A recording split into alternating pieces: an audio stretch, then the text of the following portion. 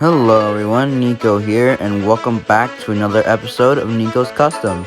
Today we'll be looking at Henry the Green Engine. But before we begin, let's talk about his history, because there's a lot to go over.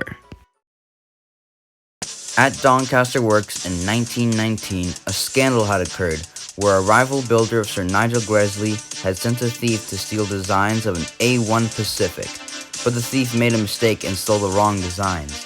What the thief had stolen was a flawed designs of an engine with a tiny firebox that Gresley had done away with. The builder, not realizing that the drawings were a mistake, had began to build the locomotive in secret, until too late into the building process of the locomotive realized that it was a flawed design. The end result led to what we know today as Old Shape Henry. Meanwhile, on Sodor, Sir Topham Hatt was looking into buying a brand new engine to run its new main line, a Robinson Atlantic to be exact. When he saw that one was going up for purchase, he jumped to the purchase, but was utterly furious when he realized that the engine that he wanted wasn't it. He would yell to his staff, "I wanted an Atlantic," he would fume, and to which he said, which I'll not be saying, but Henry was kept anyways, but due to him being a very flawed design, that meant he couldn't really handle much trains, and would always become ill. Soon, Sir Topham Hatt looked into ways of helping Henry, and bought some special Welsh coal. It was expensive, but it was able to help Henry steam much more better than he did before. But one night, after being asked to take a train to Manchester, which was called the Flying Kipper, he crashed into a train from behind and derailed. The damage was so bad that he had to be sent to crew. And when Henry came back, he looked completely brand new, looking like a black 5 in a whack design. Alright, now time to get into my model of Henry. My model of Henry is the original Trackmaster 2014 version, and I think it looks pretty nice. They pretty much nailed the character here. So when I had gotten my Henry model, I didn't really do anything with it until I decided to redo what I did with my past Henry. I made one a long time ago that looked like a mix of Railway series and a bit of TV series.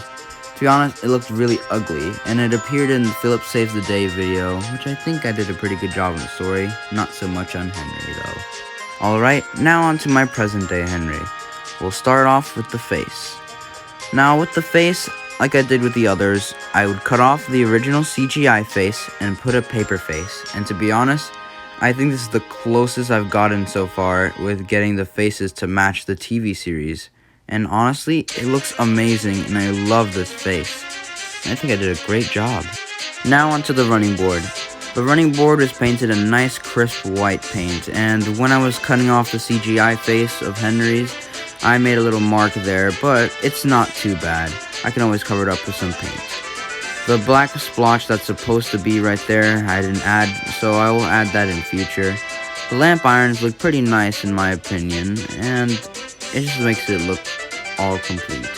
The buffers and coupling have been painted black as well, though they are due for a bit of a repaint. But I think I did a good job either way. Now for the paint touch-ups. I tried to match the paint as much as I could to the green paint of the engine, trying my best to put it in places where it wasn't originally. Like for example the piston. And I did it for the other side as well, which matches up, and it makes it look a lot better than it did before. Alright, now down for the wheels. Just like Thomas and Edward, Henry is given that little splotches of paint on the side rods just to make him look dazzled up, and just to make it more unique in my version. It even looks really nice while moving along down the track. It just looks really nice. Now onto the tender.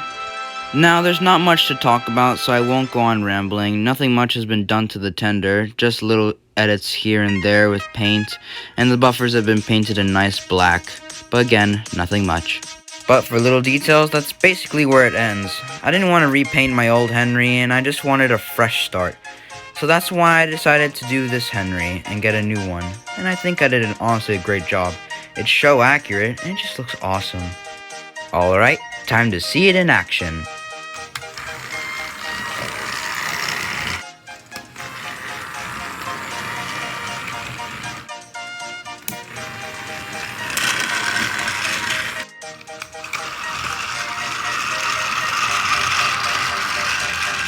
Alright, after talking about the good, let's go over the bad now. As you can see here, there's not really painted detail here, and there was actually painted stripes on there for the actual prop. I didn't want to do it because I didn't want to mess this model up, because it just looked really good. And the whistle is just not painted yellow, but that's basically nitpicking at that point. And surprisingly, those are the only gripes with the model I have. And I think I lifted it up a lot better with the little details I have painted on here and there. And it just looks better now than it did before. Thank you for watching and seeing this new episode of NIKO'S Customs, and I will see you guys all next time. Goodbye!